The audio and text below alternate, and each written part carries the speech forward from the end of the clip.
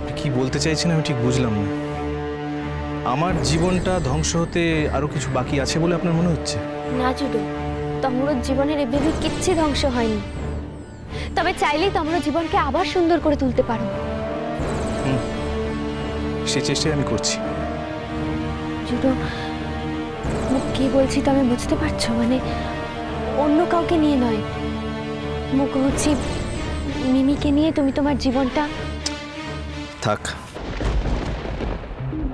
উফ, লাল আজ গাড়িটা রাখতে পারলো না বলে আমাকে ট্যাক্সিতে আসতে হলো, আর এতটা হাঁটতে হচ্ছে। বাবা গো, এত অসভ্য ট্যাক্সিওয়ালাটা, কিছুতেই এতটা আসতে রাজি হলো না। আপনাকে আর মিমির হয়ে আমার কাছে উমেদারি করতে আসতে হবে না। মু তোমাকে আগেই বলেছি জুডো, এপটে মু আসুছি সম্পূর্ণ মোর নিজের ইচ্ছে, নিজের বিবেকের তাড়নায়। তুমি মতো অপমান করতে পারো সেটা জেনেও আমি এখানে এসেছি। কারণ মোর জীবনে যে ঘটনাটা ঘটে গেছে, আমি চাই না সেরকম ঘটনা আর কারোর জীবনে ঘটা উচিত। তাই শেষবার তোমাকে সাবধান করতে এসেছি জুডো। শুনুন কাজল, আপনার জীবনের সমস্যাটা একটা অন্যরকম ছিল, আর আমার ক্ষেত্রে সমস্যাটা ভিন্ন। এই দুটো সমস্যাকে প্লিজ এক করে দেখবেন না। আপনি যার হয়ে আমার কাছে দরবার করতে এসেছেন, সে নিজেই চায় না এই সম্পর্কটা রাখতে, সে নিজেই চায় না আমার কাছে ফিরে আসতে। সে বরং চায় কবে এই সম্পর্কটা শেষ হবে আর তারপর সে ওই অভিষেকের সঙ্গে গাঁটছড়া বাঁধবে। ভুল করছো জুডো। না, ভুল আমি করছি না কাজল, ভুল আমি করছি না। যদি তাই হতো, যদি তাই না হতো কাজল, তাহলে মিমি সেদিন অত সহজে অত তাড়াতাড়ি সইটা করে দিতে চাইতো না। তুমি অভিমান বোঝো না জুডো। কি অভিমান? আচ্ছা, তুমি কেন এটা ভাবছো না যে মিমি যা করছে, যা যা কাজ করছে সবকিছু অভিমান থেকে করছে? কারণ মিমির ভিতরে অভিমান বলে কোনো বস্তু নেই। ও একটা বর্ন ক্রিমিনাল। জুডো। হ্যাঁ হ্যাঁ, তাই কাজল। যদি তা না হতো তাহলে মিমি অন্তত আমার সঙ্গে এই ঘটনাটা ঘটাতে পারতো না। সে কিছুতেই পারতো না, সে আমাকে সত্যিটা বলতো। আচ্ছা আচ্ছা, ও যে নিরাপত্তার অভাব অনুভব করছিল, তাও তো হতে পারে, তাই না? শুনুন কাজল, মিমি যদি আমাকে বিন্দুমাত্র ভালোবাসতো তাহলে ও আমাকে সত্যিটা বলতো।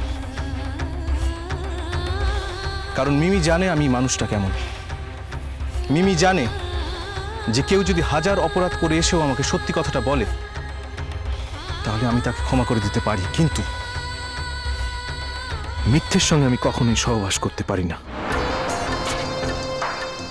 মা আমাকে সম্মেলনে নেবে না, আমিও দেখতে চাই সম্মেলনে আমি নিজের ক্ষমতায় নাচতে পারি কিনা, আর ওই কাজল নামে ছুঁচ হয়ে ঢুকে ভালো হয়ে বেরোতে চাওয়া মেয়েটাকে হারাতে পারি কিনা। এত পরিশ্রম করছি যখন, তখন ঠিকই আমি ওকে বিট করতে পারবো, ঠিক পারবো।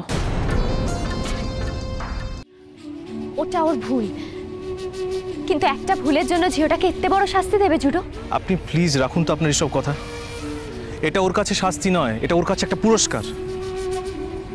জুডো, তুমি তো ওকে এত খারাপ খারাপ কথা বলেছো। মিমি মতে সব বলেছে। তোমার সঙ্গে যখন ওর রাস্তায় দেখা হয়েছিল তখন তুমি ওকে। হ্যাঁ বলেছি, আর তাতে আমার একটু অনুতাপ নেই, আমি একটুও রিগ্রেট করছি না। আচ্ছা কাজল, আপনি সত্যি একটু ভেবে বলুন তো, মিমির মতো একটা মেয়ের সঙ্গে আমার কি আইডিয়াল ম্যাচ হয়? তুমি ওই কথা বললে জুডো? হ্যাঁ বললাম, কারণ যা সত্যি তা বলতে আমার কখনো কোনোদিন কোনো রকম কষ্ট হয়নি। তাছাড়া কাজল, আপনাকে এই কথাটা বললে আপনি কথাটা কখনো না কখনো, কোনোদিন না কোনোদিন মিমির কাছে নিশ্চয়ই বলবেন। নিজের স্ত্রীকে আজ না হয় স্ত্রী বলে মানো না, কিন্তু গোটে দিন তো তোমরা বউ থিলা, তাকে কি এইভাবে অপমান করা যায়? আর এত অপমানের পরেও যে তার অভিমান হবে না, সেটা তুমি ভাবলে কি করে জুডো? কাজল প্লিজ, আমি আর এসব কথা শুনতে চাইছি না। আপনার যদি আর কিছু বলার থাকে তাহলে বলতে পারেন। বাহাঘরের জন্য তো বিজ্ঞাপন দিয়েছো, ঝিও দেখা শুরু হয়ে গেছে? মেয়ে ফাইনাল হয়ে গেছে। এর মধ্যে ফাইনাল হয়ে গেল? আসলে চেনা জানার ভেতরেই। আমার মায়ের কলিগের মেয়ে। ও বাবা, কাজল রানী এখানে জুডো বাবুর সঙ্গে আলাদা দাঁড়িয়ে কি কথা বলছে? জুডো বাবু এখন ফাঁকা আছে জেনে তার মায়াটা ঘোচাতে এসেছে নাকি? অথচ বাড়ি থেকে বেরোনোর সময় কিরকম মিথ্যে কথা বললো। হ্যাঁ, বললো বাবুজির সঙ্গে দেখা করতে যাচ্ছি। তারা দেখাচ্ছি তোর মজা। এবে নিশ্চয় সব দিক থেকে মন মতো হয়েছে। হ্যাঁ, মেয়ে শিক্ষিত, সুন্দরী আর সভ্য। মনোমতো না হওয়ার তো কিছু নেই। বাহাঘরটা কবে? যত তাড়াতাড়ি সম্ভব। আমি আর বিষয়টা নিয়ে ডিলে করতে চাইছি না।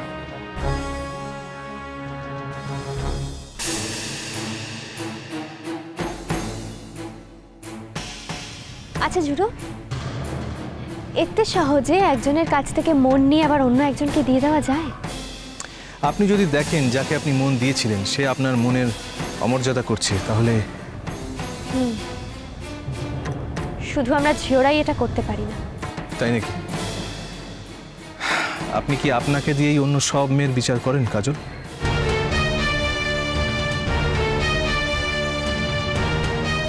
তবে তোমরা বাচ্চার কথা ভাবো না? করতে পারো ভাবছো না তোমার বাচ্চার কথা? কেন? আপনার ননদ তো স্পষ্ট জানিয়ে দিয়েছে যে সে নাকি আমার সাহায্য ছাড়া একা তার বাচ্চাকে বড় করবে। কেন পারবে না? সেটা কি শুধুই তার মুখের কথা ছিল, ফাঁকা আওয়াজ? থাক ঝুটু, মু আর কোনোদিন তোমার পাখরে তোমাকে বিরক্ত করতে আসিব না। হেবে মু বুঝি পারছি তোমার পাখরে আসাটাই মোর ভুল হয়েছিল।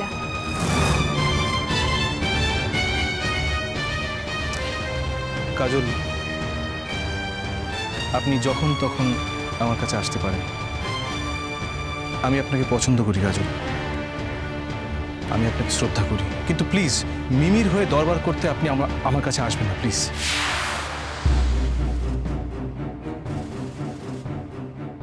অনেক দিন আমার মাথায় চড়ে বসে আছিস, কিচ্ছু করতে পারছি না তোকে। এইবার দেখ দেখ তুই কি করি তোকে।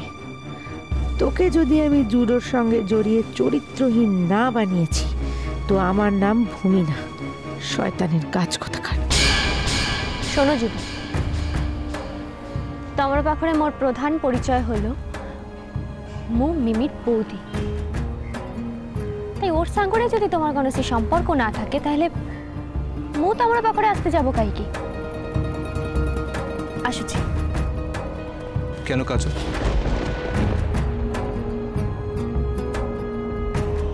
মানুষে মানুষের ব্যক্তিগত পরিচয় হয় না?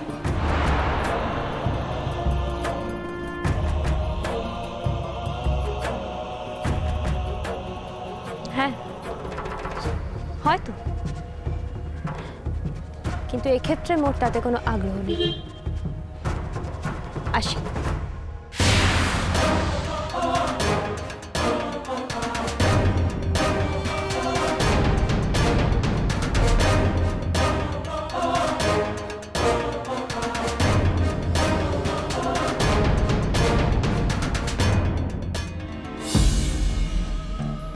আপনার ননদ যদি তেজ দেখিয়ে সই করে দিতে চায় তাহলে আমার ওই কথাগুলো বলতে তো কোনো অসুবিধা নেই কাজল।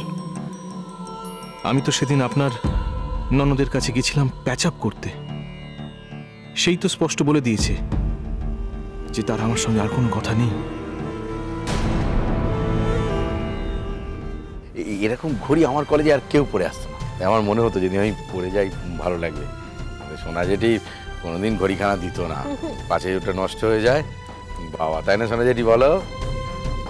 কবেকার ঘড়ি এখনো চলছে? ও চলবে না কেন, মাঝে মাঝে তো দম নেই সোনা জেঠি। হ্যাঁ, জিনিসের খুব যত্ন সোনা জেঠি। ছোটন, হ্যাঁ আজ আমি ঘড়িখানা তোমাকে দিলাম। হ্যাঁ নাও।